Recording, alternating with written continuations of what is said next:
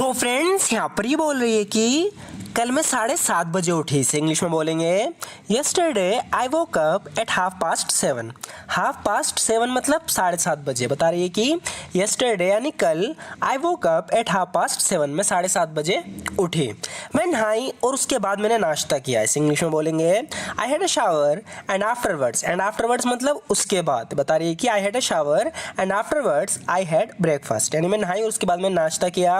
I had a shower and afterwards I had breakfast. नाश्ते में मैंने थोड़ा जूस और कॉफ़ी ली। तो हम बताते हैं ना कि हमने नाश्ते में क्या खाया, तो हम इस तरीके से बोलते हैं जैसे कि यहाँ पर ये कह रही है नाश्ते में मैंने थोड़ा जूस और कॉफ़ी ली। I had some juice and a coffee for breakfast. I had some juice and a coffee for breakfast, यानी नाश्ते में मैंने थोड़ा जूस और कॉफ़ी ली। I had some juice and a coffee for breakfast.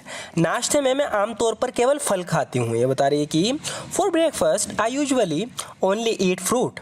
For breakfast I usually only eat fruit. बता रही है कि नाश्ते में मैं आमतौर पर केवल फल खाती हूँ। For breakfast I usually only eat fruit. मैं नाश्ते में कभी चाय नहीं पीती। इस तरीके से हम बोलते हैं ना, जो चाय नहीं पीता वो बोलता है कि मैं नाश्ते में कभी चाय नहीं पीती या पीता, तो इस इंग्लिश में बोलेंगे I never drink tea for breakfast. I never drink tea for breakfast, यानी मैं नाश्ते में कभी चाय नहीं पीती। I never drink tea for breakfast. नाश्ते के बाद मैं काम पर गई। अब ये बता रही है कि मैंने नाश्ते के बाद क्या किया। बता रही है कि after breakfast I went to work. After breakfast I went to work, यानी नाश्ते के बाद मैं काम पर गई। After breakfast I went to work.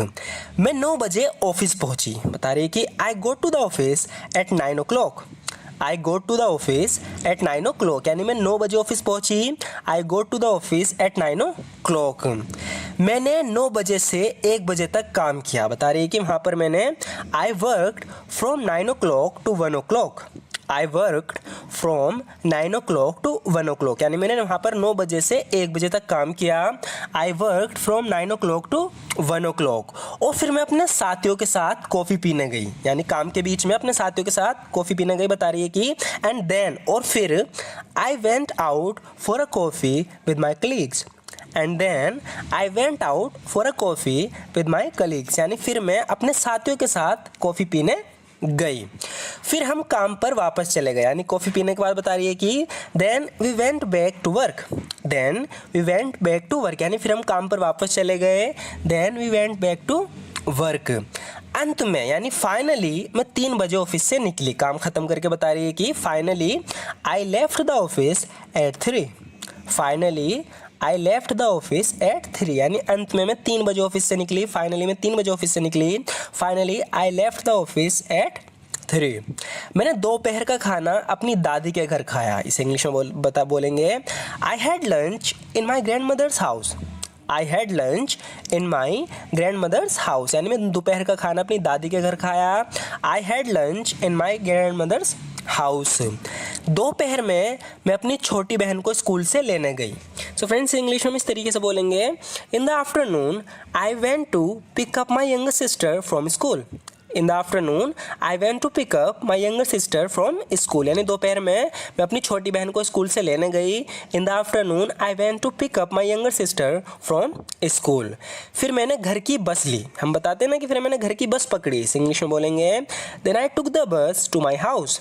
Then I took the bus to my house, यानी फिर मैंने घर की बस पकड़ी यानी बस ली। Then I took the bus to my house. घर पहुंचकर मैंने सबसे पहले अपने जूते उतारे। ये कहना चाह रही है कि घर पहुंच के जो मैंने सबसे पहला काम किया वो अपने जूते उतारे। इस इंग्लिश में बोलेंगे the first thing I did after getting home. The first thing I did after getting home, यानी घर पहुंचकर जो मैंने सबसे पहला काम किया वो टेकिंग माई शूज़ ऑफ, वो अपने जूते उतारने का था, यानी अपने जूते उतारे। The first thing I did after getting home was taking my shoes of, यानी घर पहुंचकर मैंने सबसे पहले अपने जूते उतारे। तो जूते उतारने के लिए हम किसका यूज़ करेंगे? टेक ऑफ का, जैसे कि यहाँ पर हुआ है the first thing I did after getting home was taking my shoes of. घर पहुंचकर मैंने सबसे पहले अपने जूते उतारे। उसके बाद मैं सीधा अपने कमरे में गई। इंग्लिश में बोलेंगे after that I went straight to my room. After that I went straight to my room, यानी उसके बाद मैं सीधा अपने कमरे में गई। After that I went straight to my room. कमरे में आते ही मैंने मिनरल वाटर की बोतल को खाली कर दिया। सो फ्रेंड्स यहाँ पर ये बता रही है कि जैसे मैं कमरे में आई तो मैंने जो पानी की बोतल थी उसे खाली कर दिया, यानी उसका सारा पानी पी गई। तो इस इंग्लिश में इस तरीके से बोलेंगे, as soon as I got into the room. As soon as I got into the room, यानी जैसे ही मैं कमरे में आई, कमरे में आते ही, as soon as I got into the room I emptied a bottle of mineral water. As soon as I got into the room, I emptied a bottle of mineral water। यानी कमरे में आते ही मैंने मिनरल वाटर की बोतल को खाली कर दिया, यानी पानी की बोतल को खाली कर दिया। और फिर मैंने संगीत सुना और थोड़ा डांस किया। आगे बता रहे कि एंड देन, और फिर I listen to music and danced a bit. कह रही है कि and then I listen to music and danced a bit, यानी फिर मैंने संगीत सुना, यानी म्यूजिक सुना और थोड़ा डांस किया। मैंने 10:30 बजे रात का खाना खाया और मैं थोड़ी लेट से सोने गई, यानी मैंने जो रात का खाना खाया वो 10:30 बजे खाया, उसके बाद मैं थोड़ा लेट से सोने गई, यानी सवेरे नहीं गई, काफ़ी लेट सोने गई। तो बता रही है कि आई हैड डिनर, यानी मैंने रात का खाना खाया, आई हैड डिनर एट 10:30। 10:30 मतलब 10:30 बजे। आई हैड डिनर एट 10:30, मैंने 10:30 बजे रात का खाना खाया। एंड, और I went to bed a bit late, और मैं सोने थोड़ी लेट गई, थोड़ी देर से। आगे बोल रही है कि it was very good day but today I am very sleepy. बता रही कि कल का जो दिन था वो बहुत अच्छा था, it was very good day but today, लेकिन आज आई एम वेरी स्लीपी, मुझे तो ज़्यादा नींद आ रही है, स्लीपी हो रही हूँ मैं। हमने चाय पी और उसके बाद हम कुछ देर बगीचे में बैठ गए। तो ये अपने बारे में बता रही है, कह रही है कि वी हैड टी, यानी हमने चाय ली, चाय पी, we had tea and afterwards, और उसके बाद we sat in the garden for a while, हम थोड़ी देर के लिए बगीचे में बैठ गए। We had tea and afterwards we sat in the garden for a while, हमने चाय पी और थोड़ी देर के लिए हम बगीचे में बैठ गए। और फिर बता रही कि और फिर मैं बस पकड़कर यहाँ आ गई, यानी इसके बाद मैंने क्या किया बता रही कि और फिर मैं बस पकड़कर यहाँ आ गई। इसे इंग्लिश में बोलेंगे, and then I took the bus and got here. And then I took the bus and got here, और फिर मैं बस पकड़कर यहाँ आ गई। And then I took the bus and got here. तुमने छुट्टी कैसे नहीं ली? सो फ्रेंड्स, ये जो इसके सामने आदमी खड़ा है बीमार था, लेकिन बीमार होने के बावजूद भी इसने छुट्टी नहीं ली और काम पर आ गया। तो इससे कह रहा है कि तुमने छुट्टी कैसे नहीं ली, हैरान करके। तो इसके लिए हम बोलेंगे हाउ कम। हाउ कम, तो यहाँ पर कम का मतलब आने से नहीं है, हैरानी से हम पूछते हैं कैसे, है ना। तो यहाँ पर कह रहा है कि how come you didn't take the day off, यानी तुमने छुट्टी कैसे नहीं ली। How come you didn't take the day off, तुमने छुट्टी कैसे नहीं ली, तुम्हें तो घर पर आराम करना चाहिए। इंग्लिश में बोला जाएगा, you are supposed to be at home resting.